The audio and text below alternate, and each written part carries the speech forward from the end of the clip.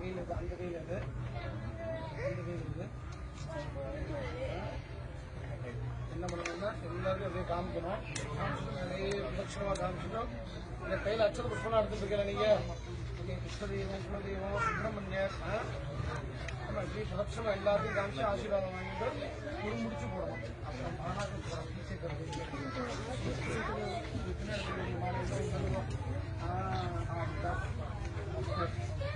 ஒரு முடிச்சு நீங்க போடணும், ரெண்டு முடிச்சு நீங்க போடணும். இந்த படம் பார்க்கலாம். என்ன ஒரு முடிச்சியா இருக்கு, ரெண்டாம் முடிச்சியா இருக்கு, தெரியல.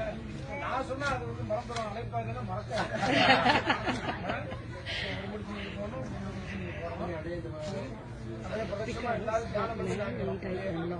எல்லாத்தையும் காமிக்கணும். அப்படியே காமிக்கணும். எல்லாரும் பிரார்த்தனை பண்ணிக்கலாம்.